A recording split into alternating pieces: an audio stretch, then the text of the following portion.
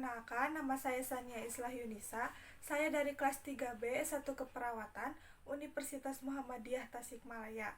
Di sini saya akan menjelaskan mengenai keperawatan komunitas menurut perspektif Islam dan sehat sakit. Pengertian keperawatan kesehatan komunitas menurut ANA 1973 adalah suatu sintesa dari praktik kesehatan yang dilakukan untuk meningkatkan dan memelihara kesehatan masyarakat. Praktik keperawatan kesehatan komunitas ini bersifat menyeluruh dengan tidak membatasi pelayanan yang diberikan kepada kelompok umur tertentu. Keperawatan dalam Islam. Keperawatan dalam Islam merupakan manifestasi dari fungsi manusia sebagai khalifah dan hamba Allah dalam melaksanakan kemanusiaannya, menolong manusia lain mempunyai masalah kesehatan dan memenuhi kebutuhan dasarnya baik aktual maupun potensial. Permasalahan klien dengan segala keunikannya tersebut harus dihadapi dengan pendekatan silaturahmi atau interpersonal dengan sebaik-baiknya didasari dengan iman, ilmu, dan amal. Kemudian, keperawatan juga sebagai suatu manifestasi dari ibadah yang berbentuk pelayanan profesional dan merupakan bagian integral dari pelayanan kesehatan yang didasarkan pada keimanan, keilmuan, dan amal serta kiat keperawatan berbentuk pelayanan bio, psikososial, kultural, spiritual, dan komprehensif. Ditujukan pada individu, keluarga, kelompok, dan masyarakat, baik sehat maupun sakit, yang mencakup seluruh siklus kehidupan manusia. Komponen manusia. Yang pertama yaitu fisik atau jasad.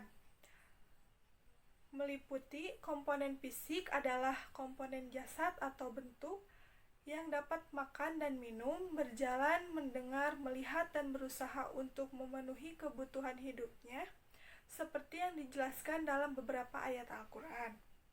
Yang kedua, sesungguhnya kami telah menciptakan manusia dalam bentuk yang sebaik-baiknya dalam Al-Quran Surat At-Tin ayat 95. Yang terakhir, Quran Surat Al-Anbiya. Dan selanjutnya, ruh. Maka apabila telah kusempurnakan kejadiannya, manusia, dan kutiupkan kepadanya ruh ciptaanku, maka hendaklah kamu malaikat, jin, dan iblis tunduk dengan bersujud. Kemudian nafs atau jiwa, yaitu orang-orang yang beriman dan hati mereka menjadi tentram dengan mengingat Allah. Ingatlah, hanya dengan mengingat Allah, hati menjadi tentram.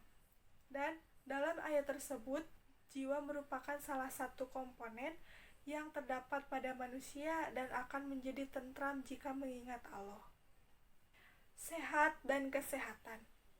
Dalam bahasa Indonesia, sehat dan afiat sering menjadi kata majemuk, yakni sehat wal afiat atau sehat afiat. Afiat sendiri diartikan sehat dan kuat, sedangkan sehat antara lain diartikan sebagai keadaan baik, segenap badan serta baik bagian-bagiannya bebas dari sakit.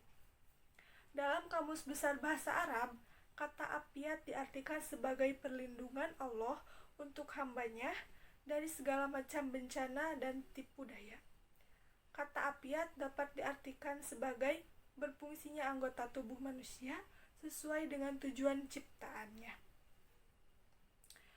WHO yang menyatakan bahwa sehat adalah memperbaiki kondisi manusia baik jasmani, rohani, ataupun akal, sosial, dan bukan semata-mata memberantas penyakit.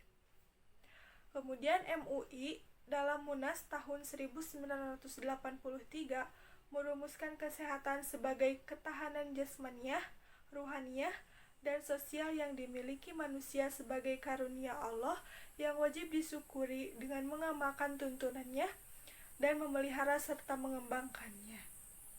Yang selanjutnya yaitu konsep promosi kesehatan dan pencegahan dalam penyakit. Ada beberapa yaitu Yang pertama, upaya promotif di bidang kesehatan adalah upaya untuk meningkatkan kondisi dari yang sudah baik atau sehat menjadi lebih baik atau menjadi lebih sehat.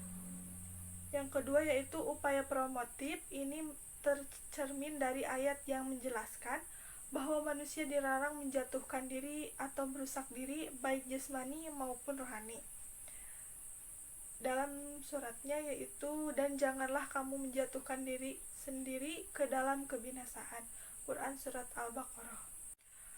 Upaya promotif adalah upaya untuk meningkatkan kondisi dari sudah baik atau sehat menjadi lebih baik atau menjadi lebih sehat. Berdasarkan dalil tersebut di atas, maka upaya promotif tercermin dari ayat yang menjelaskan bahwa kita manusia dilarang menjatuhkan diri atau merusak diri sendiri baik jasmani maupun rohani. Dalam arti, manusia wajib memelihara kesehatan dan meningkatkannya. Dan uraian hadis tersebut dipahami, janganlah kita mengabaikan kesehatan dan waktu senggang. Maka apabila kamu telah selesai dari sesuatu urusan, kerjakanlah dengan sungguh-sungguh urusan yang lain, dan hanya kepada Tuhanmu lah hendaknya kamu berharap. Quran Surat Al-Insyirah. Yang selanjutnya yaitu upaya preventif. Upaya preventif adalah upaya mencegah, melindungi dari terjadinya penyakit. Ayat dan hadis di bawah telah menjelaskan bahwa setiap insan berkewajiban untuk memelihara kehidupan diri pribadi dan keluarga dari berbagai segi, seperti waspada terhadap kondisi yang lebih buruk atau menghindari daerah yang terkena wabah penyakit. Berkaitan dengan upaya preventif dalam Al-Quran dan hadis dijelaskan sebagai berikut, yaitu: hai orang-orang yang beriman, jagalah dirimu dan keluargamu dari siksa api neraka. Quran Surat At-Tahrim. Kemudian, perhatikanlah 5 perkara sebelum datangnya 5 perkara, yaitu yang pertama, masa hidupmu sebelum datang ajalmu. Yang kedua, masa sehatmu sebelum datangnya sakit. Yang ketiga, masa lapangmu sebelum datangnya masa tua. Dan yang terakhir, masa kayamu sebelum datangnya miskin. H.R. Ahmad dan Baihaqi. Upaya kuratif. Maka apabila aku sakit, Allah juga yang menyembuhkannya. Berobatlah kamu, wahai manusia, karena sesungguhnya Allah tidak menurunkan sesuatu penyakit tanpa menurunkan obatnya, kecuali penyakit tua atau pikun. Walaupun yang menyembuhkan penyakit itu Allah, tetapi bila dalam keadaan sakit, haruslah berusaha menyembuhkan dengan jalan yang berobat. Yang terakhir adalah upaya rehabilitatif. Upaya rehabilitatif adalah upaya memperbaiki atau mengembalikan suatu kondisi dari keadaan sakit menjadi lebih sehat.